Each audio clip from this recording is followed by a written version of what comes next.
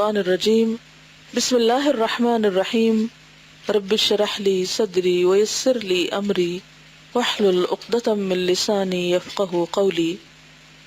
فصل ششم، سماع کے احکام۔ سماع کا لفظ یہ سم سے، سم کس کو کہتے ہیں؟ سننا یا کان، دونوں کے لیے آتا ہے، لیکن یہاں سماع سے مراد راگ و رنگ ہے۔ معلوم ہونا چاہیے کہ وہ سماعت جسے ہم راگ رنگ سے تعبیر کرتے ہیں، یعنی میوزک، گانا بجانا، ان تمام ذرائع سے بڑا ذریعہ ہے برائی کے فروغ کا، جس کے واسطے سے ابلیس نے دلوں میں بگاڑ پیدا کیا۔ یعنی دلوں کو بگاڑنے کے لیے ابلیس نے سب سے زیادہ کس سے کام لیا؟ راگ رنگ سے۔ کیونکہ راگ جو ہوتے ہیں، یہ گانا جو ہوتا ہے، وہ براہ راست انسان کے ایموشنز یا اس کے جذبات سے کھلتا ہے یا اس پر اثر انداز ہوتا ہے، اور جب کوئی چیز انسان کے جذبات میں داخل ہو جاتی ہے تو پھر وہ چیز انسان کی کمزوری بن جاتی ہے، پھر اسے ریزسٹ کرنا بہت مشکل ہو جاتا ہے۔ تو شیطان نے انسان کے اندر داخلے کی صورت کہاں سے کی؟ جذبات کے راستے سے۔ اور جذبات کو کہاں سے ہلایا؟ راگ و رنگ کے ذریعے۔ وہ اس کے ذریعے بے شمار عالموں اور زاہدوں کو دھوکہ دیتا ہے۔ یعنی دنیا والے تو خیر ان چیزوں کو برا سمجھتے ہی نہیں، لیکن بعض اوقات جو دین والے ہیں وہ بھی اپنی اس کمزوری پر قابو نہیں پا سکتے، لہٰذا وہ اسے دین میں داخل کر دیتے ہیں کسی نہ کسی طرح۔ پھر عوام کا کیا حال ہوگا؟ یہ لوگ جب راگ باجے وغیرہ کے ساتھ سنتے ہیں، یعنی گانا جو انسٹرومنٹس کے ساتھ، تو دعویٰ کرتے ہیں کہ ہمارے دل اللہ کے حضور میں پہنچ جاتے ہیں، اور خیال کرتے ہیں سماع سے جو دلوں میں خوشی اور تحریک پیدا ہوتی ہے یہ وجد ہے جس کا آخرت سے تعلق ہے، حالانکہ یہ سراسر دھوکہ ہے۔ یہ تھوڑی ہوتا کہ گانا سن کے آپ کا نماز میں بہت دل لگے اور بہت خشوع و خضوع ہو، اور آخرت کی یاد میں آپ تڑپنے لگے اور رونے لگے۔ اس کے برعکس کیا ہوتا ہے کہ اگر آپ آخرت کی یاد میں رو بھی رہے ہوں اور گانا سننے لگے تو آپ کو تھوڑی دیر میں خیال آئے گا کہ میں کیا سوچ رہا تھا، آپ کہیں اور پہنچ چکے ہوتے ہیں۔ گانا سن کر اپنے جذبات پہ قابو رکھنا انتہائی مشکل ہوتا ہے۔ بہت سے لوگ رونے لگتے ہیں، کوئی ہنسنے لگتے ہیں، کوئی دکھی ہو جاتے ہیں، پریشان ہو جاتے ہیں۔ تم حق معلوم کرنا چاہو تو قرن اول کو دیکھو۔ قرن اول سے مراد فرسٹ سینچری، کہ کیا حضرت رسول اللہ صلی اللہ علیہ وسلم یا آپ کے صحابہ نے ان میں سے کسی کام کو کیا ہے؟ کتنے صحابہ میوزیشنز تھے؟ ہمیں محدث صحابہ کا پتہ چلتا ہے، مفسر صحابہ کا پتہ چلتا ہے، اور مجاہدین کا پتہ چلتا ہے، جرنیل صحابہ کا پتہ چلتا ہے، لیکن میوزیشین صحابہ کا نہیں پتہ چلتا، ہے ہی نہیں کوئی۔ کیا اس کا یہ مطلب ہے کہ عربوں میں میوزک تھا ہی نہیں، یہ گانا بجانا تھا ہی نہیں، راگ رنگ تھے ہی نہیں؟ بہت زیادہ تھے۔ ان کے ہاں سب سے زیادہ جو چیز عام تھی وہ کیا تھی؟ شاعری۔ وہ تو عام باتیں بھی شعر کی زبان میں کرتے تھے۔ ان کی خط و کتابت اور ان کے کمیونیکیشن کا ذریعہ، اس دور کی کمیونیکیشن پوئٹری تھی، شاعری تھی، اور قرآن نے آ کر کس کا مقابلہ کیا؟ ان کے شعر کا۔ پھر تابعین اور تبع تابعین اور فقہائے امت، مثلا امام مالک، ابو حنیفہ، شافعی اور احمد رحمہم اللہ اجمعین کے اقوال کو دیکھو، ان سب ہی نے راگ کی مذمت کی ہے۔ بہت سے لوگ اگر آپ کہیں درس پہ جائیں کچھ ہو تو وہ ایک سوال کرتے ہیں میوزک حلال ہے کہ حرام ہے؟ اچھا، پھر اگر آپ کہیں کہ یہ ٹھیک نہیں ہے تو بعض لوگ کہتے ہیں اچھا فلاں اسکالر تو کہتے ہیں کوئی بات نہیں، اسکالرز کی دلیلیں دینے لگتے ہیں۔ لیکن میں ہمیشہ ایک ہی بات کرتی ہوں کہ اگر اللہ کے رسول صلی اللہ علیہ وسلم کا مشغلہ گانا بجانا تھا تو آپ بھی کر لیں، اگر صحابہ آپ کے ارد گرد یہی کام کرتے تھے تو آپ بھی یہی پیشہ اختیار کر لیں، اور اگر انہوں نے نہیں کیا تو ہمارے پاس کیا جواز ہے؟ پھر کوئی اسکالر حلال کرے یا حرام کرے۔ یہاں تک کہ امام مالک نے تو یہاں تک کہا ہے کہ اگر لونڈی خریدے پھر معلوم ہو کہ وہ گانے والی ہے تو اس عیب کی بنا پر اسے واپس کر سکتا ہے۔ آپ سے گانے کے متعلق پوچھا گیا تو فرمایا یہ فاسق لوگوں کا کام ہے۔ کس نے کہا؟ امام مالک نے۔ حضرت امام احمد بن حنبل سے پوچھا گیا کہ ایک آدمی مر گیا، اس نے اپنے پیچھے ایک بیٹا اور ایک گانے والی لونڈی چھوڑی، اب بیٹا لونڈی کو بیچنا چاہتا ہے، اگر وہ اسے مغنیہ کی حیثیت سے بیچے تو وہ 30,000 کی ہے، اور اس حیثیت سے نہ بیچی جائے تو اس کی قیمت شاید 20 دینار ہو۔ فرمائیے اسے کس حیثیت سے فروخت کیا جائے؟ فرمایا وہ مغنیہ کی حیثیت سے نہیں بیچی جائے گی۔ اسی طرح تمام فقہا گانے بجانے سے ڈانٹنے اور منع کرنے پر متفق ہیں، یعنی گانے بجانے کو انہوں نے شدت سے ناپسند کی، اس پہ ڈانٹا ہے۔ تو اس بات سے کیا پتہ چلتا ہے کہ گانے بجانے والے جو انسٹرومنٹس ہیں ان کا بزنس یا ان کی جو آمدنی ہے وہ بھی درست نہیں۔ متاخرین میں ابو الطیب طبری جو امام شافعی کے بڑے ساتھیوں میں سے ہیں، انہوں نے اس موضوع پر ایک کتاب تصنیف کی ہے، بک لکھی ہے، اور مبالغے کی حد تک اس سے منع کیا ہے۔ البتہ کچھ دیوانے لوگ اس کی اباحت کے قائل ہیں کہ جائز ہے، مباح ہے۔ وہ کہتے ہیں کہ سلف کے کچھ لوگوں نے اس کی اجازت دی ہے، یعنی پہلی جنریشن میں سے کچھ لوگوں نے کہا کوئی بات نہیں۔ امام احمد بن حنبل نے ایک قوال کا قول سنا تو کہا اس میں کوئی حرج نہیں ہے، یعنی قول یعنی کوئی سینٹنس ان کے سامنے پڑھا گیا تو اچھا سینٹنس ہے، تو چاہیے کہ جس کے جواز کا آپ نے فتویٰ دیا اس پر غور کیا جائے کہ وہ کیا تھا۔ وہ صرف زاہدانہ اشعار تھے، نہ ان کے ساتھ لکڑی بجتی تھی، نہ مزامیر وغیرہ تھے، اور نہ ان کے ساتھ تالیاں تھی اور نہ رقص وغیرہ۔ مثلا بعض اوقات ایسا بھی ہوتا ہے نا کہ کسی گانے کے بول بڑے حکیمانہ ہوتے ہیں۔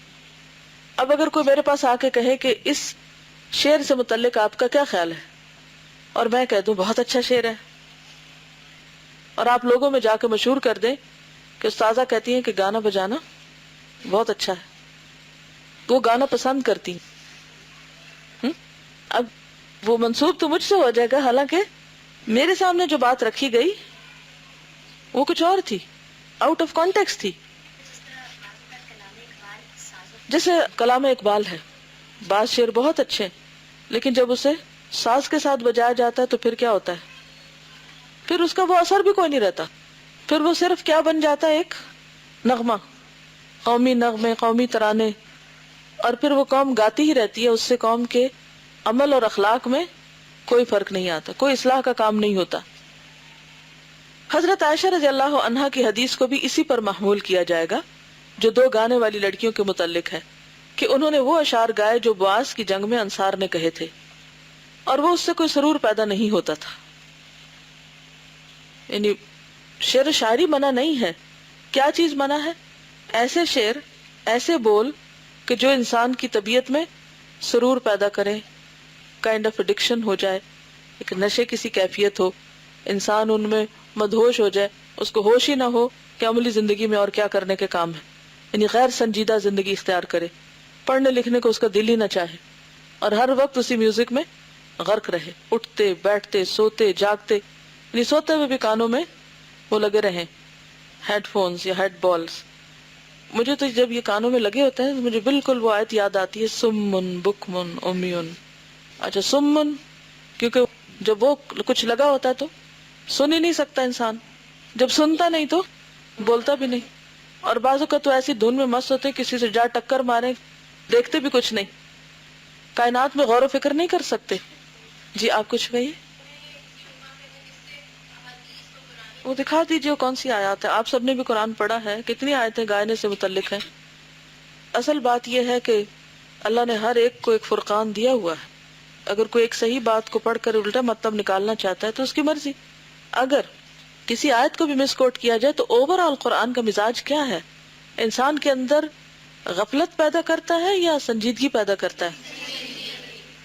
اس کے برعکس شاعری یا جو گانا بجانا ہے وہ انسان کے اندر کیا پیدا کرتا ہے، غفلت یا سنجیدگی؟ تو یہ سب تو ویسے بھی قرآن کے مزاج کے خلاف بنتا ہے۔ اس میں ایکسیپشن کیا ہے وہ بھی قرآن نے بتا دیے سورۃ الشعراء کے آخر میں، کہ شعر میں سے جو اچھے شعر ہیں جو انسان کو اس کے مقصد زندگی سے قریب کرتے ہیں ان کی اجازت ہے، کیونکہ اسلام نے کوئی دشمنی برائے دشمنی نہیں کی کہ شعر کا نام آتے ہی ہر چیز کو باہر ٹوکری میں پھینک دو، اس کو بن کی نظر کر دی، یہ نہیں کہا گیا۔ اس میں دیکھا جائے گا کہ صحیح کیا ہے، اور یہ کہاں سے ٹیسٹ ہوگا کہ اس کا آفٹر ایفیکٹ کیا ہے، اس کا آؤٹ کم کیا ہے، نتیجہ کیا نکلتا ہے، اس سے حاصل کیا ہوتا ہے۔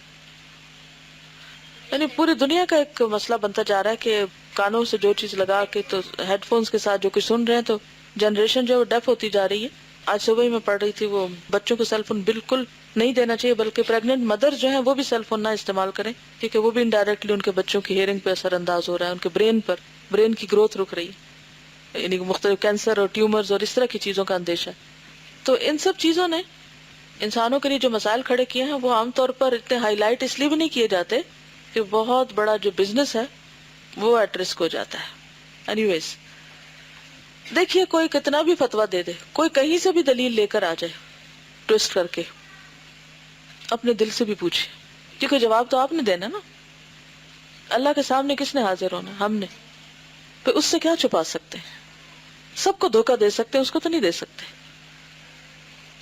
یہ بات تو معلوم ہے کہ پہلے لوگوں کے پاس وہ آلات طرب یعنی انسٹرومنٹس نہیں تھے جو پچھلوں نے ایجاد کر لیے، مثلا دف، چھینے، بجرا وغیرہ. ہیجان انگیز اشعار ان مدفون خواہشات کو ابھارتے ہیں جو نفس میں چھپی ہوئی ہوتی ہیں. یہ بڑا اہم جملہ ہے، اس کو انڈر لائن کر لیں. ہیجان انگیز کا کیا مطلب ہے؟ جو انسان کے اندر ایک تلاطم برپا کر دیتے ہیں، انسان کے جذبات سے پلے کرتے ہیں. یہ اصل میں کیا کرتے ہیں؟ انسان کے اندر جو چھپی ہوئی خواہشات ہوتی ہیں نا، کسی بھی چیز کی خواہش چھپی ہوئی ہے، اس کو اوپر لے آتے ہیں اور تحریک کرتی ہیں، یعنی انسان کے اندر ایک حرکت پیدا کر دیتی ہے. جاہل آدمی اس تحریک کو آخرت سے متعلق سمجھتا ہے، حالانکہ ان میں بہت دور کا فاصلہ ہے. اگر کوئی گانا سن کے رو رہا ہے تو آپ یہ تھوڑی کہیں گے یہ خوف خدا سے رو رہا ہے. کاش وہ کہتے کہ یہ کھیل تماشوں میں سے مباح چیز ہے، ہم اس سے دلی آرام پاتے ہیں. یعنی زیادہ سے زیادہ آپ یہ کہہ سکتے ہیں کہ شعر و شاعری سے انسان وقتی طور پر دل کو ایک راحت ہو جاتی ہے، یا انسان کی اکتاہٹ یا بوریت دور ہو جاتی ہے. اور وہ بھی کون سے شعر جس میں کوئی حرام یا فحش باتیں نہ کہی گئی. لیکن وہ تو اسے خدا کا قرب سمجھتے ہیں، اور اس خوشی کو جو عقل کی تمام حدیں پھاند جائے وجد کہتے ہیں، کہ انسان دیوانی حرکتیں کرنے لگے، دیوانہ ہو جائے. اور اس میں خاص طور پر جب اچھے بھلے عقل مند سمجھدار مرد حضرات بڑی بڑی داڑھیوں والے سر پیٹ رہے ہوتے ہیں یا ان پہ حال پڑ رہے ہوتے ہیں تو وہ بڑا عجیب سی چیز لگتی ہے. یعنی انسان کی فطرت بھی گوارا نہیں کرتی کہ ایک اچھا بھلا عقل مند سمجھدار آدمی جو ہے وہ ایک شعر سن کے یا کوئی نشید ایسا سن کے تو اپنا یہ حال کر لے کہ ادھر گر رہا ادھر پڑ رہا جسے نشے میں ہو. بسا اوقات یہ خوشی وہ چیزیں پیدا کرتی ہے جو حلال نہیں ہے، مثلا کپڑوں کا پھاڑنا اور دیوانوں کی طرح جھومنا. یہ سب چیزیں سلف کے طریقے کے خلاف ہیں، یعنی صحابہ نے کبھی ایسا کام نہیں کیا. یہ کھلی گمراہی ہے. انسان کو چاہیے کہ اپنے نفس کو دھوکہ نہ دے. صحیح وجد وہ ہے جو قرآن اور وعظ سننے سے دل میں پیدا ہو. اس وقت وعید سننے سے باطن میں خوف پھیل جاتا ہے اور وعدے سے شوق ابھرتا ہے. یعنی جنت کی بات پڑھتا ہے تو ایک خوشی آتی ہے، اور جہنم اور آخرت کی بات انسان پڑھتا ہے تو اندر ایک سنسنی دوڑ جاتی ہے. تقصیرات پہ ندامت ہوئی. تقصیرات کیا ہوتے ہیں؟ کوتاہیاں، کہ جو اس کو ڈیوٹیز دینی چاہیے تھی ان سے وہ غافل ہو جاتا ہے. یہ سب باطن کی حرکات ہیں. ظاہر میں سکون قائم رہتا ہے، نہ اچھل کود ہوتی ہے نہ تالیاں بجتی. یہ فرق ہے. ٹھیک ہے، گانے سے جو کیفیت پیدا ہوتی ہے اس میں انسان اپنے جسم اور جذبات دونوں پہ قابو نہیں رکھ سکتا. صرف ایسا نہیں ہوتا کہ دل اچھل رہا ہوتا ہے، اس کے ساتھ انسان خود بھی اچھلنے لگتا ہے. اور اس اچھلنے کا بھی ایک خاص نام ہے، ناچ ڈانس. آپ کو پتہ ہے کہ ڈانس جو ہے اس کے پیچھے کیا چیز چھپی ہوئی ہے؟ چلیے یہ بتائیے کہ ڈانس میں انسان جو حرکتیں کرتا ہے وہ کس چیز کی عکاسی کر رہی ہوتی ہیں؟ نہیں، آپ غور کیجئے نا کہ ڈانس جو ہوتا ہے وہ جسم کی نمائش بھی ہوتی ہے. اس میں کن حصوں کی نمائش ہوتی ہے؟ جن حصوں کو اسلام نے، قرآن نے کیا کیا، کیا کہا؟ چھپانے کا حکم ہے. عورت کو اپنے سینے کو کیا کرنا چاہیے؟ ڈھانپنا چاہیے یا نہیں؟ کہیں لکھا ہوا قرآن میں واضح الفاظ میں وَلْيَضْرِبْنَ بِخُمُرِهِنَّ عَلَى جُيُوبِهِنَّ، خاص طور پر سینے پہ کپڑا ڈالنے کے لیے کہا گیا. اب اگر کوئی شخص ڈانس کے نام پر سینے کی نمائش کر رہا ہے، اس کا کوئی جواز بنتا ہے؟ پھر اسی طرح باقی بھی جو حرکتیں ہوتی ہیں وہ بھی کس چیز کی نمائندگی کر رہی ہوتی؟ یعنی وہ چھپے ہوئے جذبات، وہ دل کے اندر شیطانی خواہشات، وہ خود نمائی کا شوق جب کسی عقل کے ذریعے، یعنی عقل کے دائرے میں رہ کے پورا نہیں ہوتا تو پھر انسان نے کیا طریقہ سوچا کہ خوبصورت ناموں کے ذریعے، ناچ اور گانے کے ذریعے اپنی ان چھپی ہوئی جنسی خواہشات کا علل اعلان اظہار کیا جائے. اور شیطان نے کیا چاہا تھا؟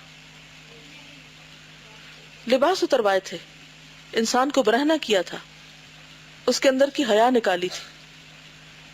اب اگر کوئی عورت ٹیڑھی میڑھی ہو کر اپنی چھپی ہوئی زینت، ما یخفین من زینتہن، اس کا اظہار کر رہی ہو، خواہ وہ لڑکیوں کے اندر کر رہی ہو یا پھر مردوں کے بیچ میں کر رہی ہو، کیا عقل اس کو مانتی؟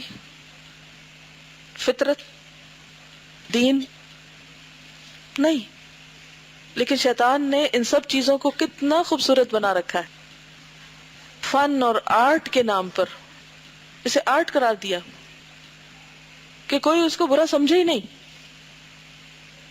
اور پھر اس میں طرح طرح کے تبصرے کیے جا رہے ہوتے ہیں، اور بعض اوقات کیا ہوتا ہے کہ اچھی بلی نوجوان معصوم لڑکیاں کس سے یہ سب کچھ سیکھ رہی ہوتی ہیں؟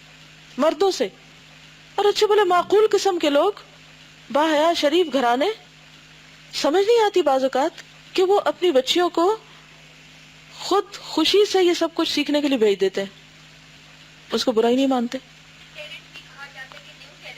جی، اس کو ٹیلنٹ کا نام بھی دیا جاتا ہے کہ یہ بھی ایک ٹیلنٹ ہے۔ ٹھیک ہے، آپ کو ایکسرسائز کرنی ہے، آپ کو اسٹریچز کرنے ہیں، کچھ کرنا ہے، تو آپ ایسی جگہ کیجئے جہاں آپ کو، آپ کے جسم کو لوگ نہ دیکھیں، کیونکہ حیا اور ایمان کا بہت قریب کا ساتھ ہے۔ جب حیا جاتا ہے تو ایمان بھی چلا جاتا ہے۔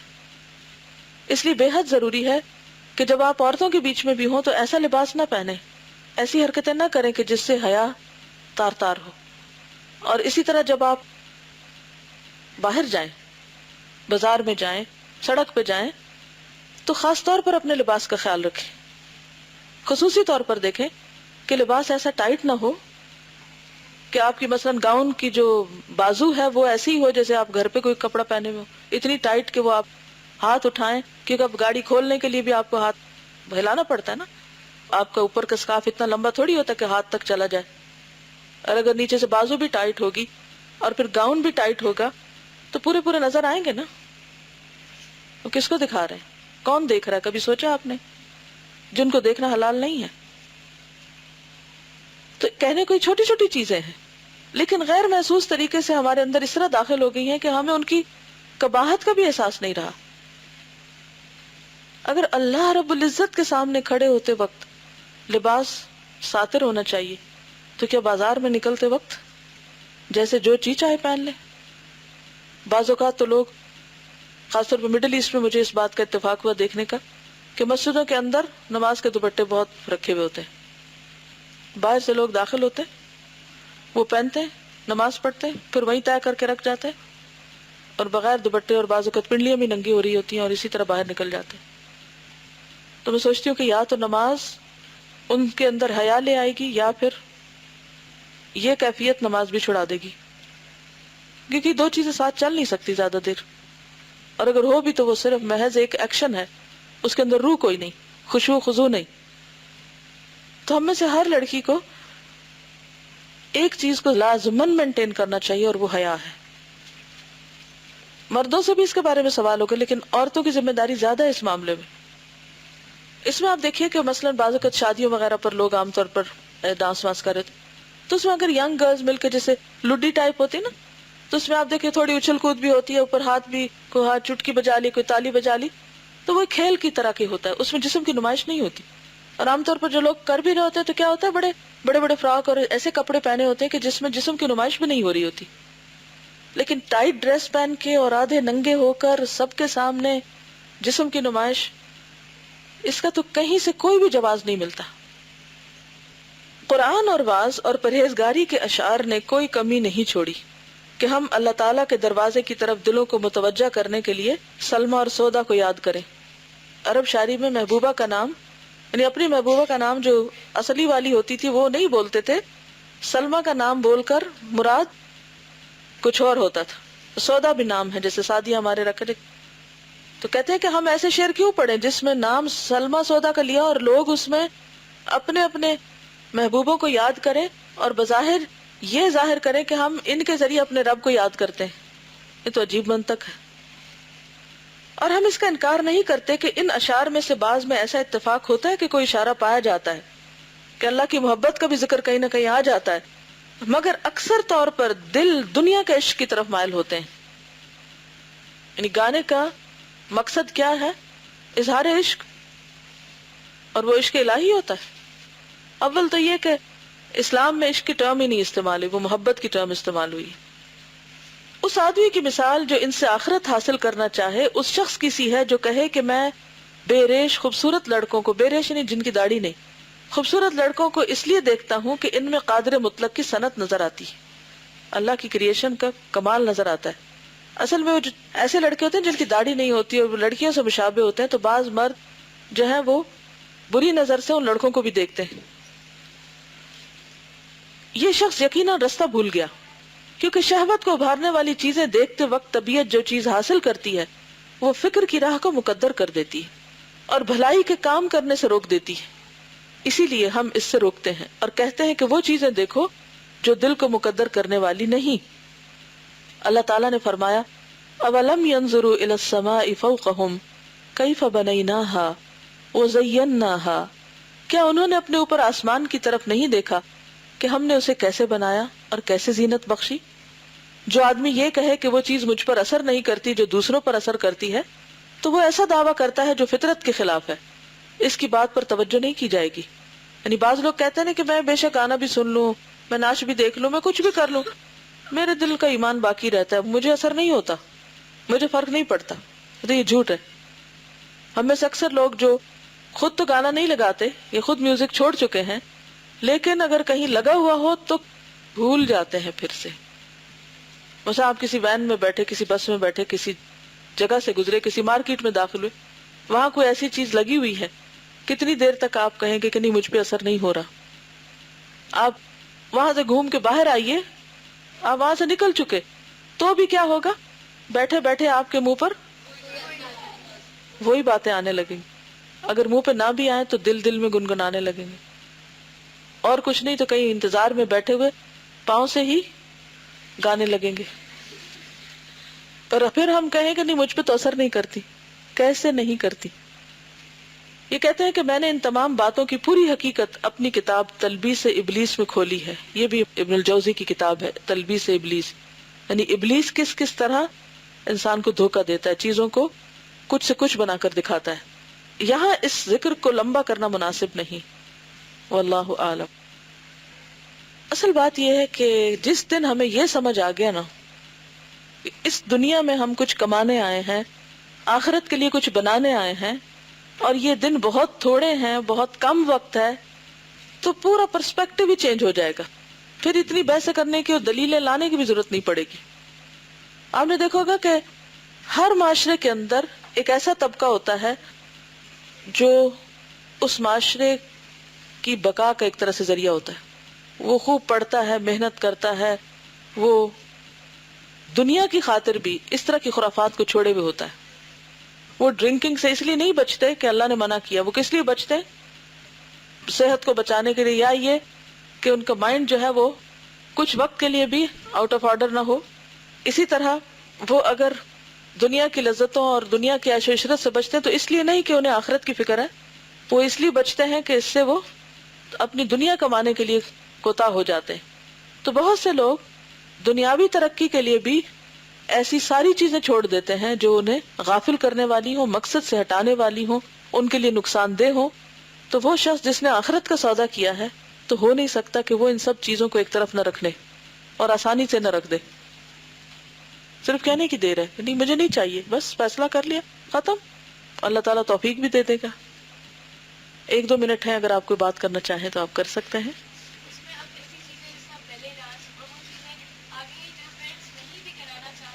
اب یہ کہ پیرنٹس اگر جا کے کہیں کہ ہمیں نہیں کرانا تو ایکسکیوز کر دیے جائیں گے، لیکن پیرنٹس کو خود بھی خبر نہیں ہوتی. السلام علیکم. میرا بیٹا ہے عبداللہ، وہ جب میں نے ایبٹ آباد میں ہم ہوتے تھے تو اس کو داخل کرایا بیکن ہاؤس میں نا، تو وہاں پہ آپ کو پتہ ہے میوزک جو ہے it's compulsory part of the daily routine کا، میوزک بھی اور ویڈیو بھی ہوتا تھا وہاں پہ. تو اور پھر وہ آپ نے دیکھے ہر چیز کو، اور خاص طور پہ یہ جو گیجٹس ہوتے ہیں نا ان سے بہت فیسینیٹ ہوتا ہے ہر وقت کمپیوٹر کے ساتھ. تو وہ جو سارا اس کے جو میوزک انسٹرکٹر تھے ان کا جو سارا سسٹم ہوتا تھا نا، وہ گھر آ کے وہی کاپی کرتا رہتا تھا، کی بورڈ لے کے کمپیوٹر کا نا وہ ایسے کرتا تھا جیسے میں میوزک بجا رہا ہوں نا. تو اس چیز نے مجھے اتنا ورڈ کیا. پھر میں نے استاذہ کو لیٹر لکھا کہ مجھے بہت فکر ہوتی ہے نا کہ پھر وہ میں اس کو انشاءاللہ اللہ توفیق دے حفظ کرانا چاہتی ہوں، تو اگر اس کا دماغ ابھی سے ان چیزوں میں لگ گیا تو کیسے یہ ریٹین کرے گا.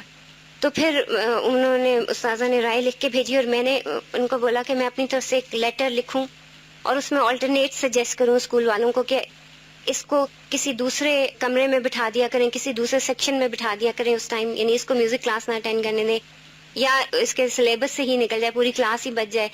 اور پھر ان کو میں نے پھر اسلامک سی ڈیز وغیرہ دیں آلٹرنیٹ کے طور پہ کہ وہ اس کو امپلیمنٹ کریں. اور پھر تھوڑا عرصہ، بہت کم عرصہ، تقریباً 2.5-3 مہینے مجھے خود بھی ایک اسکول میں پڑھانے کا موقع ملا.